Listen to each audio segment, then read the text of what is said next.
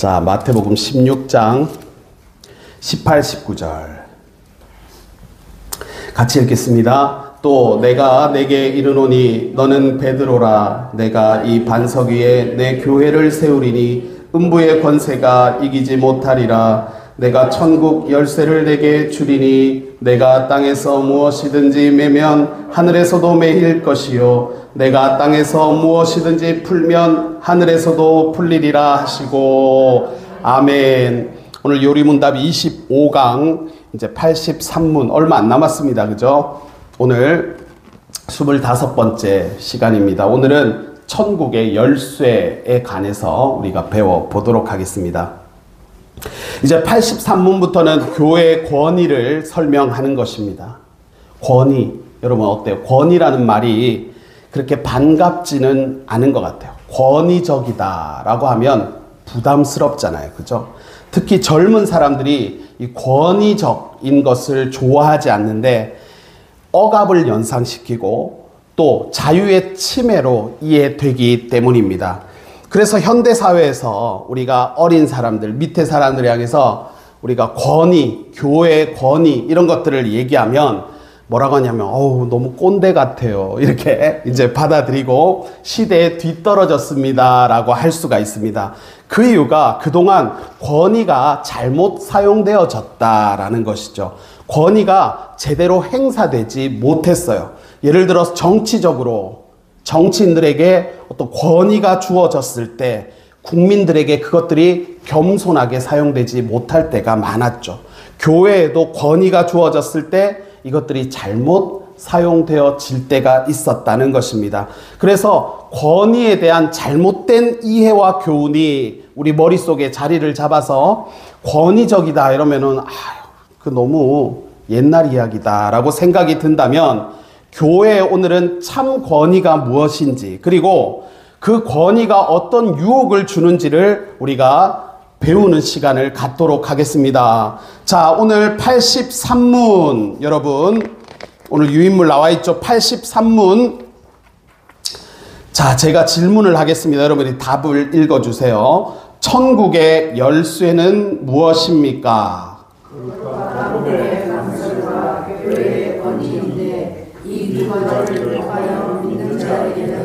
천국이 열리고 믿지 않는 자에게는 닫힙니다. 자, 천국에 열쇠가 있다는 거예요. 키가 있다. 그래서 교회가 천국 문을 열 수도 있고 천국 문을 잠글 수도 있다. 그죠? 교회의 권위가 굉장한 권위가 주어진 거죠. 천국에 들여보낼 수도 있고 천국을 못 들어가게 문을 걸어 잠글 수도 있다는 겁니다. 천국의 열쇠가 진짜 존재하는 겁니까? 어디서 이 말이 나왔습니까? 천국의 열쇠라는 말이. 그렇죠. 오늘 방금 우리가 마태복음 16장을 읽었지 않습니까? 여기 보니까 이 배경은 여러분들 다 알고 계시죠? 예수님이 어느 날 제자들에게 사람들이 나를 누구라고 하느냐 했을 때 뭐 예언자다, 선지자다 이런 여러 가지 대답들을 했는데 그러면 너희들은 내가 누군 것 같으냐? 참 비가 그죠? 비가 지금 언제부터 왔습니까? 우리 추석 맞죠? 아니 이럴 수가 있나요? 이게 마지막 때가 온 것 같아요. 주님 오실 날이 멀지 않아. 아니 이렇게 비가 오래 온 적이 있나요? 전 진짜 너무 너무 이렇게 비가 계속 온다고요. 추석 때부터 우리가 계속 그 전부터 이랬는데 지금도 이러고 있습니다. 여기가 무슨 런던도 아니고. 왜 런던이 날씨가 우중충하고 그래가지고 사람들이 어둡다 하잖아요. 이제 저도 어두워질래요 지금. 하도 비가 가지고 저 어두워져도 여러분 이해해 주세요. 저 지금 상당히 심각해질라 합니다. 원래 밝고 명랑하고 쾌활했는데 한 달 내내 이러니까 밝은 마음이 다 사라지네. 그죠? 지금 농작물 지금 피해가 배가 싹이 나가지고 진짜 이거 기도해야 되나? 주님 오시나? 아유 진짜. 예. 그러니까 맞아요 진짜. 그래야 뭐가 수확도 되고 이제 마지막 이제 익어서 따야 되는데 이게 비가 오니까 다 녹아버리는. 이야, 올해 주님 큰일 났습니다. 추수감사절 없앨 수 있으니까 빨리 지금 이거. 자, 그래서 너희들은 나를 누구라고 하느냐라고 했을 때 베드로가 주는 그리스도시고 살아계신 하나님의 아들이십니다 라는 말을 들어서 예수님이 펄쩍펄쩍 뛰시는 거예요. 다른 제자들은 다 그런 말을 못했는데 베드로가 예수님에 대해서 제대로 된 고백을 해버렸잖아요. 그것에 대해서 칭찬하시면서 하신 말씀이 마태복음 16장 17, 18, 19절인데 우리가 18, 19절을 읽은 거예요. 자, 여기 보니까 19절에 뭐라고 했어요? 천국 열쇠를 너에게 주겠다. 천국의 방키를 니한테 줄게 이러면서 베드로한테 지금 천국 열쇠를 준 거예요. 그래서 천국 열쇠라는 말이 천국 문을 열고 천국 문을 닫고 잠그고 이걸 우리가 만들어낸 것이 아니라 성경에 등장하는 말이다. 그러면 자, 천국 열쇠를 누구한테 줬어요? 라고 할 때 첫 번째 베드로한테 줬다. 그죠? 지금 천국 열쇠를 너에게 주겠다라고 예수님이 말씀하셨잖아요. 그런데 이제 이게 이제 캐톨릭하고 로마 카톨릭하고 우리 개신교가 갈라지게 된 이게 원인이기도 한 구절이거든요.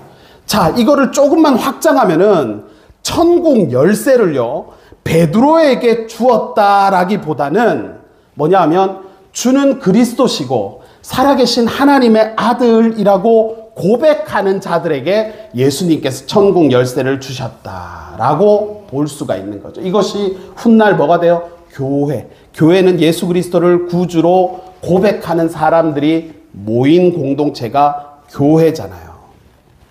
로마 카톨릭은 천국의 열쇠를 베드로에게 줬다라고 해석합니다. 베드로에게. 베드로가 누굽니까? 초대 교황이라고 하잖아요. 초대 교황이고. 그래서 교황이 천국의 문을 열고 닫을 수가 있는 권위가 주어졌다. 지금도 카톨릭은 그렇게 얘기하는 거예요. 그래서 이 권위를 가지고 로마 카톨릭이 뭐를 판매했어요? 면죄부를 판매했잖아요. 면죄부가 뭐예요? 죄를 면하게 하는 증서를요, 돈을 받고 헌금을 받고 판매를 했어요. 그래서 예를 들어서 그 일정한 금액, 이 면죄부를 살 수 있는 금액을 딱 제시를 하는. 왜 로마 카톨릭이 돈이 필요했냐면요, 베드로 대성당을 건축하고 있었습니다. 그러니까 많은 돈이, 재정이 필요했던 거예요. 그래서 이거 재정적 충당이 필요할 때 면죄부를 판매했는데, 면죄부가 어떻게 생겼냐면요, 우리가 이번 주에 그 증서 드렸잖아요. 그런 자격증 같이 생겼습니다. 거기에 이제 교황의 도장이 찍혀져 있고 이런 식으로. 그러니까 헌금을, 자, 면죄부를 통해서 죄와 벌이, 죄가 감면이 된다는 거예요. 감면이 되고, 심지어는 조상들이, 안 믿은 조상들이 예를 들어 지옥에 갔잖아요. 지옥에 간 사람들도 천국으로 이렇게 안내를 할 수가 있다. 면죄부가 있으면. 그렇게 하니까 너도 나도 이제 사고 싶었던 거죠. 왜냐하면 교황에게 천국 문을 열 수 있는 열쇠가 있는 거야. 그러니까 면죄부 너 샀어? 샀어? 알았어, 열어줄게. 찰칵 들어가. 지옥에 있는 조상들도 샀어? 알았어, 열어줄게. 자, 지옥에서 일로 천국으로. 이렇게. 이게 이제 헌금을 많이 한 사람에게는 교황이 천국의 문을 열었다. 이게 뭔가 어때요, 여러분? 들어보니까 이게 뭔가 좀 잘못된 것 같지 않습니까? 그죠?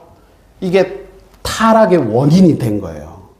그래서 면죄부 판매가 종교 개혁의 중요한 계기가 된 거죠. 그래서 종교 개혁을 통해서 개신교회가 시작됐을 때는 개신교회는 이걸 다르게 해석하는 거예요. 천국 열쇠는 예수님이 그 당시에는 사도들에게 주었지만 사도들에게 줬잖아요. 베드로에게 줬지만 오늘날에는 사도나 그 후계자가 존재하지 않는다. 그래서 그 열쇠를 교회에 전달한 것으로 해석하는 겁니다. 이게 전혀 터무니없는 게 아니고 여러분들 마태복음 16장 18절을 보세요. 자, 내가 이 반석 위에 뭐를 세운다고 했어요? 내 교회를 세운다고 했잖아요. 그래서 이 천국 열쇠를 교회에 준 것으로 해석을 하는 것입니다. 그래서 천국 열쇠는요, 베드로에게 주었다기보다는 교회에 예수님께서 주신 것으로 받아들여지는 것입니다. 자, 여러분, 자, 지금 우리가 계속 이거 진도로 나가고 있는데, 그래서 천국 열쇠는 누구에게 준 겁니까? 1번, 예수님께서 베드로에게 주셨다. 2번, 예수님께서 교회에 주셨다. 뭐가 맞아요? 우리는 교회에 주신 것으로 받아들이는 것입니다. 왜냐하면 천국 열쇠가 3번에 보니까 한 사람에게 주어지면 어떤 결과를 초래합니까? 면죄부를 판매한 것처럼 권력이, 이 권한이 남용될 수가 있고, 그리고 독재로 이어질 수가 있고, 이것이 타락될 수가 있었다라는 것입니다. 회에 준 거예요. 교회. 한 사람한테 준 것이 아니라 공동체. 그래서 이 공동체에서 우리가 이런 이야기들을 서로 상충하고 이런 것들을 할 수 있도록 하나님이 그렇게 하셨다. 자, 그래서 교회를 열고 닫는, 천국을 열고 닫는 교회의 권위가 두 가지다. 두 가지인데 천국의 열쇠가 뭡니까? 그래서 4번 복음의 설교와 교회의 권징이다. 자, 83문 제가 읽어볼 테니까 여러분들 답을 한번 읽어봐 주세요. 거룩한 복음의 강설을 통하여 어떻게 천국이 열리고 닫힙니까? 사람들이 참된 믿음으로 복음의 약속을 받아들일 때마다 참으로 그들의 모든 죄를 사하신다는 사실이 신자들 전체나 개개인에게 선포되고 공적으로 증언될 때 천국이 열립니다. 반대로 그들이 돌이키지 않는 한 하나님의 진노와 영원한 정죄가 그들 위에 머문다는 사실이 모든 믿지 않는 자와 외식하는 자에게 선포되고 공적으로 증언될 때 천국이 닫힙니다. 이러한 복음의 증언에 따라서 하나님께서는 이 세상에서와 장차 올 세상에서 심판하실 것입니다. 자, 하나님이 천국을 열고 닫을 수 있는 교회의 권위를 두 가지를 주셨는데, 첫 번째는 복음의 강설이라고 했죠. 복음의 강설이 설교입니다. 설교. 자, 그래서 하나님은 설교를 통해서 천국의 문을 여신다는 거예요. 설교를 통해서 복음이 전파되고 그것을 믿음으로 받아들인 사람에게 천국의 문이 열리는 것입니다. 여러분, 예배에 왜 집중해야 되는 줄 알겠죠? 예배에 집중하는데 설교를 전하는 사람은 잘 전하려고 해야 되겠지만 듣는 사람들도 내가 귀를 열고 잘 들어야 되겠다, 왠지 아시겠죠? 설교를 통해서 천국의 문이 열리기 때문입니다. 여러분, 말씀을 잘 전해야 되겠지만 이 설교 말씀을 잘 받아들이시기를 바랍니다. 아멘. 그래서 우리가 설교 중에 여러분, 왜 목회자가 아멘, 아멘, 아멘 하자고 하겠어요? 이게 집중력이 아멘이 말씀대로 살겠습니다라는 동의도 있죠. 그런데 자꾸만 설교 시간이 이제 길어지면 집중력이 이제 막 날아가잖아요. 점점 막 딴 생각이 들고 이럴 수가 있잖아요. 그래서 말씀 가운데 아멘, 아멘 하는 거는 적극적으로 예배에 참여하는 것을 의미하는 거예요. 그래서 아멘 합시다. 크게 합시다. 어떤 교회 보니까요, 우리 감리교회인데 왜 저 위쪽에 막 몇천 명, 몇만 명 모이는 그런 교회들은요, 진짜 무슨 목사님 한마디 하면은 교회 전체가 아멘!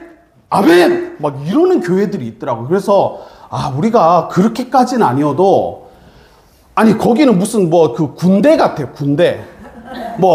하나님께서 우리와 함께 하십니다 하면 이 몇천 명 모인 사람이 아멘! 아멘! 뭐 이러니까, 야, 이런 교회도 이렇게 훈련이 될 수도 있구나. 근데 뭐예요? 우리가 아멘, 아멘 하면은 적어도 우리가 막 영혼이 딴 데로 날아가지. 그러니까 집중력을 유지할 수가 있다는 거예요. 제가 왜 우리 말씀 같이 읽읍시다. 이것도 비슷한 맥락이거든요. 저는 이제 설교를 좀 가급적이면 쉽게 좀 재미있게 좀 하면 좋겠다. 이런 게 있어요. 제가 설교문 이렇게 다 써놓고 좀 웃긴 부분이 없으면 되게 스트레스 받아요. 왜냐하면 지루할 것 같은 거예요. 들으시는 분들이 이거 분명히 왜 이렇게 설교가 심각하냐. 이거 제가 해놓고도 있죠. 여기 어떻게 좀 막 그래서 이게 참 어려운 것 같아요. 은혜도 끼쳐야 돼, 감동도 끼쳐야 돼, 웃음도 줘야 돼, 그죠? 때로는 눈물도 흘리면 좋겠고, 그런 욕심이 있을 거 아니에요, 설교자가. 들을 때 웃기도 하고 울기도 하고, 그죠? 뭔가 깨달음도 있고 통찰력도 있고 뭔가 지식도 좀 주고 정보도 주고 이런 거를 다 하려고 하니까 늘 스트레스예요. 그게 너무 스트레스라서 제가 살이 지금 더 찌고 있습니다. 할렐루야. 우리 그 원로 선교사님 계시죠? 원로 목사님 그러니까 저는 그런 거예요. 원로 목사님 계시죠? 우리 연애 총무님 목사님 부부 내외 계시면 젊은 목회자가 부담스럽겠죠. 그죠? 목사님들이. 근데 제가 마음으로 그런 거예요. 그래, 목사님들이 계신 것처럼 우리 성도님들에게 그렇게 말씀을 전해야 되지 않겠나, 이런 마음이 있어도요, 목사님이 계신 거하고는 좀 달라요. 부담스러운 어른 성도님이 계신 거하고 목사님이 계신 거하고는 좀 다릅니다. 그래서 여러분들 젊은 목회자를 위해서 기도 많이 해주셔야 됩니다. 네, 이런 부담들을 이겨야지. 못 이기니까 자꾸 살만 지금 텅텅이 살이 지금 인생 최고의 몸무게를 지금 달성해가지고, 설교에 웃음도 줘야 돼, 감동도 줘야 돼, 막 정보도 줘야 돼, 말씀도 그 해석이 제대로 돼야 돼, 본문 중심으로 해석이 돼야 되는데 여기에 웃음도 주고 감동도 주고 정보도 주고 하려니까 에라 모르겠다. 그냥 밥이나 먹자 이래갖고 지금 제가 살찌는 거잖아요. 자, 그래서 전하는 사람도 있잖아요. 여기 보면 그냥 강설이라고 안 했죠. 무슨 강설이라고 했어요? 복음의 강설이에요. 복음을 전해야 되는 거예요. 잘못하면 우리가 목회자들도 항상 조심해야 되는 게 강단에서 복음이 아니라 엉뚱한 얘기만 할 수가 있는 거예요. 어떤 분들은 까죠, 강단에서. 제가 그런 목사님 밑에서 있어 봤거든요. 강단에서 혼내요. 근데 오늘은 누구를 혼내는지를요, 밑에 앉아서 듣는 사람들은 다 알아요. 아이고, 오늘은 타켓이 됐구나. 이러면요, 설교 듣고 있으면 그 지금 타켓이 된 분한테 집중이 다 되는 거예요. 오늘 저분이 이제 우리 영혼이 날아가시는구나. 왜냐하면 이분이 타켓이 돼가지고 강단에서 막 혼을 내는 거예요. 그런 경우들이 있습니다. 저는 이런 거는 진짜 조심해야 돼. 이거는 그러니까 우리가 강설인데 강단에서 전하는 게 전부 다가 이게 교회 천국문을 여는 그런 설교가 아니고, 잘못하면 누군가를 진짜 씻을 수 없는 상처를 주는 그 칼이 될 수도 있다. 그래서 강설을 하는데 무슨 강설을 해야 돼요? 복음의 강설. 설교자는 복음을 전해야 되는 것입니다. 자, 그래서 복음의 강설인 설교를 통해서 천국 문이 열리는 것이기 때문에 설교를 무관심하거나 설교를 지루하게만 듣는다면 여기 이 교재에 뭐라고 되는지 아십니까? 설교에 무관심하고 설교를 지루하게만 생각한다면 천국의 문이 닫힌 것이다. 그죠? 우리가 복음의 설교를 듣고 천국 문을 여는 우리 교회가 되어야 할 줄로 믿습니다. 우리 목사님, 복음의 설교를 전하는 목사님 되게 해주십시오. 이렇게 기도해 주시기를 한번 부탁드리겠습니다. 자, 85문에 보니까 85문, 자, 한 장 넘겨서 교회가 이제 두 가지가 있다고. 첫 번째가 복음의 강설, 설교를 통해서 천국 문을 여는데, 두 번째가 뭐냐면 교회에 하나님이 허락하신 권위가 뭐예요? 권징이다. 권징. 제가 읽어볼게요. 교회의 권징을 통해서 어떻게 천국이 닫히고 열립니까? 그리스도의 명령에 따라 그리스도인의 이름이 가진 자가 교리나 생활에서 그리스도인답지 않은 경우 먼저 형제로서 거듭 권고할 것입니다. 그렇지만 자신의 오류나 악행에서 돌이키기를 거부한다면 그 사실을 교회 곧 치리회에 보고해야 합니다. 그들이 교회의 권고를 듣고도 돌이키지 않으면 성례에 참여함을 금하여 성도의 사귐 밖에 두어야 하며 하나님께서도 친히 그들을 그리스도의 나라에서 제외시킬 것입니다. 그러나 그들이 참으로 돌이키기를 약속하고 증명한다면 그들을 그리스도의 지체와 교회 회원으로 다시 받아들입니다. 아멘. 권징이 뭐예요? 권징. 권면하고 징계하는 것이다. 믿음이 넘어진 자들에게 일어나세요. 넘어지지 말고 한번 제 손 잡으세요. 이게 뭐예요? 권면이죠. 권면. 그리고 악한 일이 교회 안에 일어나요. 그러면 징계할 수도 있는 겁니다.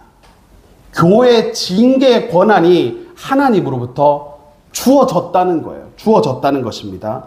그런데 이 징계는요, 악한 자를 미워해서 징벌한다기보다는요, 그들을 사랑해서 회개할 수 있도록 그렇게 하는 것입니다. 이 징벌이라는 것이. 그래서 회개하고 그리스도께로 돌이키게 하기 위해서 이 징벌이 사용되어져야 된다라는 것입니다. 그래서 권징이라고 하는데, 우리가 권면하고 징계하는 것을 권징이라고 하는데, 권징의 근거가 무엇입니까? 마태복음 18장 15, 17절 읽겠습니다. 내 형제가 죄를 범하거든 가서 너와 그 사람과만 상대하여 권고하라. 만일 들으면 네가 네 형제를 얻은 것이요, 만일 듣지 않거든 두세 증인의 입으로 말마다 확증하게 하라. 만일 그들의 말도 듣지 않거든 교회의 말하고 교회의 말도 듣지 않거든 이방인과 세리와 같이 여기라. 아멘. 권징을 하는 근거는 형제가 죄를 범하였을 때. 그래서 먼저 뭐를 해요? 권면을 해라. 권면을 이렇게 다양하게, 첫 번째 혼자 가서, 두세 사람이 가서, 교회가 가서 이렇게 권면을 하는데, 그 죄로부터 돌이키고 회개하십시오 라고 하는데도 돌이키지 않을 때는 어떻게 해요? 징계를 하는 것입니다. 그래서 교회의 말도 안 듣거든 이방인이나 세리와 같이 여기라. 자, 권징의 이유가 뭡니까? 그럼 권징을 해야 되는 건 알겠는데 왜 권징을 해야 됩니까? 고린도전서 5장 11절 쉬운 성경으로 제가 있습니다. 읽겠습니다. 내가 지금 어울리지 말라고 쓴 것은 어떤 사람이 그리스도인이라고 말은 하면서 음행하거나 탐욕이 있거나 우상을 숭배하거나 남을 모함하거나 술에 젖어 살거나 약탈하거나 한다면 그런 사람들과 어울리지 말라는 말입니다. 그런 사람들과는 음식도 같이 먹지 말라는 것입니다. 아멘. 왜 권징해야 되는지 아시겠죠? 그러니까 그리스도인답게 살지 못하고, 우리가 죄를 지을 수는 있지만 그 죄에서 돌이키지도 못할 경우에는, 그럴 때는 우리가 권징을 할 수밖에 없다. 교회가 어떤 징계 절차에 들어갈 수밖에 없다. 들어가야 된다라는 것입니다. 그런데 이렇게 징계를 할 때는요, 교회가 징계를 할 때는 어떤 태도로 해야 되나 봤더니 데살로니가 후서 3장 15절에 읽겠습니다. 그러나 원수와 같이 생각하지 말고 형제같이 권면하라. 교회 징계 대상자가 있으면 아우 저게 사탄이구나 이렇게 하지 말고 내 가족에게 하는 것처럼, 형제에게 하는 것처럼 그렇게 하라라고 말씀하는 것입니다. 교회에도요, 징계가 필요한 경우들이 있어요. 교회 공동체를 흔드는 그런 때는요, 기획위원회 같은, 그러니까 한 사람이 하는 게 아니라고 했죠. 우리가 기획위원회라고 하는 교회 대표들이 이제 그 어떤 대상자들을 향해서 징계를 할 수도 있다는 것이다. 이게 교회에 주어진 권위 중에 하나다라는 것입니다. 하나님으로부터 주어진 거예요. 그런데 이게 잘 안 되죠. 이 징계가요, 효과가 있습니까? 없습니까? 효과가 없어요. 왜 효과가 없습니까? 교회의 권징이 잘 먹혀들지가 않아요. 권면은 할 수 있죠. 징계가 별로, 지금 교회마다 징계하는 교회들이 잘 있습니까? 별로 없어요. 왜 안 되는지 아십니까? 이게 이 교회에서 징계받으면 저 교회 가면 되니까 그래요. 진짜 이 교회에서 징계 받았는데 저 교회 가면은 저 교회에서 당신 여기 왜 왔습니까? 합니까? 아이, 그건 모르겠고 잘 오셨습니다. 왜 왔는지는 모르겠는데 와주셔서 감사합니다. 이러니까 징계가 안 먹히는 거예요, 이게. 그래서 교회는요, 개인 회원, 교회 회원을 받아들일 때 신중할 필요가 있는 거예요, 사실은. 그러니까 사실 있죠. 예를 들어서 우리가 로마 카톨릭처럼 개신교회가 하나의 교단이다 하면 이 징계가 먹히겠죠. 왜냐하면 여기서 징계를 받았다고 저기를 가봤자 그 자료와 정보가 똑같이 가는 거예요. 우리는 어떻습니까? 감리교에서 징계받으면 장로교로 다 가잖아요. 그러니까 이게 소용이 없어. 징계가 큰 의미가 없습니다, 이게. 그래서 우리가 교회가 이 거룩성을 유지하기 위해서는 회원가입에 신중을 기해야 된다라는 것입니다. 그래서 교회를 잠시 떠날 수는 있죠. 그런데 아무 교회나 다닐 수 없도록 지도하고 안내해야 될 필요가 있다는 것입니다.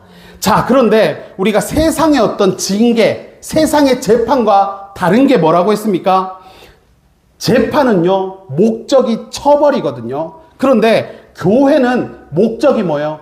회개다, 회개다. 이걸 항상 기억해야 돼요. 그래서 권징을 행사할 때 막 어떤 감정에 휩쓸려가지고 출교 뭐 이런 식으로 칼을 휘두르는 것을 항상 조심해야 된다라는 것입니다. 자, 교회는요, 하나님으로부터 천국 열쇠를 열고 닫을 수 있는 권위가 주어졌다라는 것입니다. 그런데 이 권위는요, 누군가 독점해서는 안 되는 것입니다. 교회 공동체가 함께 이 합의점을 찾아갈 수 있어야 된다는 것입니다. 권위는요, 누군가를 심판하고 누군가를 이렇게 매장시키고 그러는 목적이 아닙니다. 교회에서의 권위라는, 징계라는 것은 항상 그 사람을 다시 회복시키고 살리기 위해서, 세우기 위해서. 그래서 징계가 아니라 회개를 목적으로 이게 주어져야 된다라는 것입니다. 권위가, 이 교회에 주어진 권위가 어떤 심판의 도구로 쓰이지 않도록 우리가 늘 조심해서 주님의 몸된 교회에 주어진 이 영적 권위들, 천국 열쇠를 제대로 사용하는 우리 수성교회가 되어야 할 줄로 믿습니다. 할렐루야. 아멘. 기도하겠습니다.